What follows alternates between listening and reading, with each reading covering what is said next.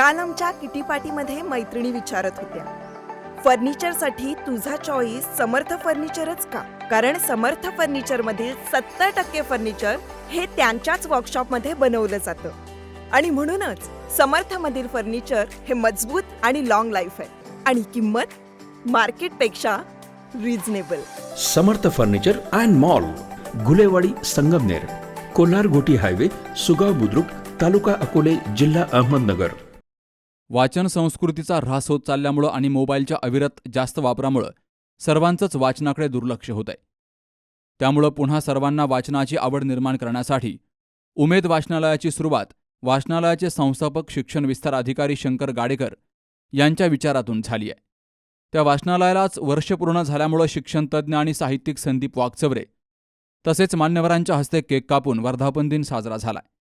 उमेद या वाचन चळवळीच्या वाचनालयाच्या माध्यमातून परिसरातील मोबाईल प्रेमी ह्या वाचन संस्कृतीकडे ओढले गेल्यामुळं आज उमेद वाचनालयाचं नाव उच्च पातळीवर पोहोचल्याचं मान्यवरांनी म्हटलंय. तर या उमेद वाचन चळवळीमधील सदस्यांचं अभिनंदन केलं गेलंय. प्रशिक्षणापेक्षा अधिक माणसाची मन परिवर्तन करायची असतील तर ती परिवर्तनाची चळवळ जी आहे ती ग्रंथालयाच्या माध्यमातून जाते. प्रबोधनकार बाळासाहेब ठाकरेंचे वडील असं म्हणाले होते की ज्याची मस्तकं पुस्तक घडवतात ती कुणाच्या चेहऱ्यावर नतमस्तक होत नाही. आज अवतीभोवती आपण जेव्हा बघतो तेव्हा सर्व लाचारांच्या फौजा निर्माण होत आहेत. त्या लाचारांच्या फौजा निर्माण होत असताना स्वाभिमानाची पिढी आपल्याला निर्माण करायची असेल तर पुस्तकं आपण हातात देण्याची आवश्यकता आहे. नुकताच परवाशी एक अहवाल केंद्रीय राष्ट्रीय स्वरूप आंतरराष्ट्रीय स्वरूपाचा प्रकाशित झाला आणि त्यात त्यांनी असं म्हटलं, जगातले जे सर्वात आनंदी देश आहेत त्यात भारताचा नंबर 118 आहे. 118 क्रमांकाचा भारत देश आहे. 148 देशाचं सर्वेक्षण आहे. मला वाटतं भारतातला आनंदाचे क्षण जर शोधायचे असतील, आनंदी माणसं शोधायची असतील तर त्यांनी बोदेगावमध्ये यावं. बोदेगावचा क्रमांक भारतामध्ये त्याला वाचा असेल कारण तो वाचणारी माणसं आहे. जी माणसं पुस्तक वाचतात ती दुःखाच्या क्षणात तरी जात नाही. आयुष्यभर आपण दुःखामध्ये असतो याचं कारण आपल्या हाती पुस्तक येत नाही. परवाच आपल्या एका ग्रुपवरती एकाने टाकलं की पुस्तक वाचताना झोप येते. मला वाटतं जगात सर्वात चांगलं औषध तुमच्यासाठी की जर अनेकांना औषधं खाऊन झोप येत नाही, गोळ्या खाऊन झोप येत नाही, तर तुम्ही पुस्तक हातात घेतलं झोप येत असेल तर मला वाटतं हे सुद्धा जगातलं सर्वात उत्तम औषध आहे.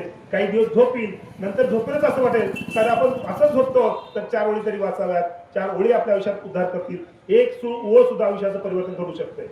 एक थॉमस पेनचं पुस्तक महात्मा ज्योतिबा फुलेंच्या हातामध्ये आलं आणि या देशाला महात्मा ज्योतिबा फुले नावाचा एक क्रांतिकारक मिळाला.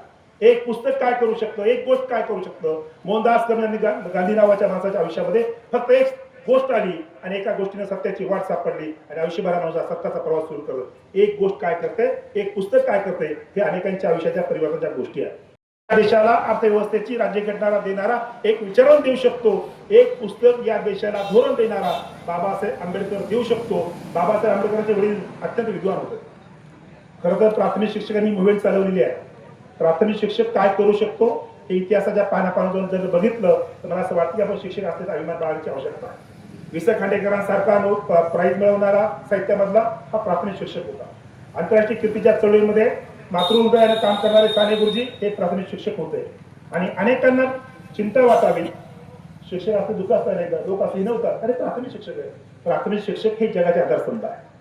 नरहर कुरुंदकर नावाचा थोर विचारवंत हे प्राथमिक शिक्षक होते आणि उच्च शिक्षणामध्ये असलेले रामशेवळकरांची मुलाखत प्राचार्य पदाची एका प्राथमिक शिक्षकाने घेतली होती. रामशेवळकरांची मुलाखत जेव्हा कुरुंदकर घेणार होते तेव्हा कुरुंदकरांच्या बद्दल त्यांना असं वाटलं एक प्राथमिक शिक्षक प्राचार्य पदासाठी उभे असणाऱ्या उमेदवाराची मुलाखत घेतोय.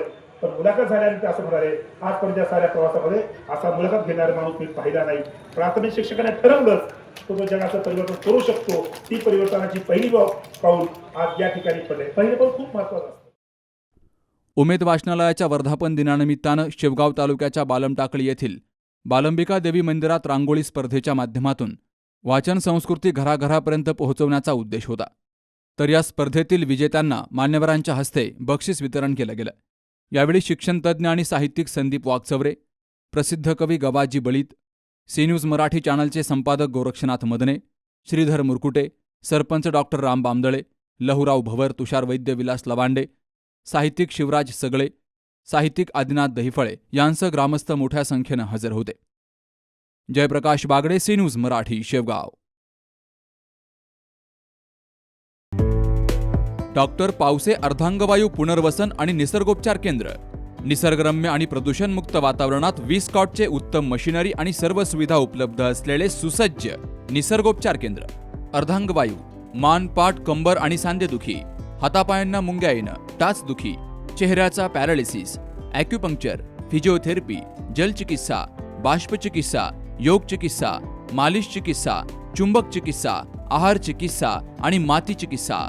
संपर्क डॉक्टर रमेश पावसे, ठिकाण हिवरगाव पावसा, रायतेवाडी रोड, तालुका संगमनेर. संपर्क 9623 25 67 22.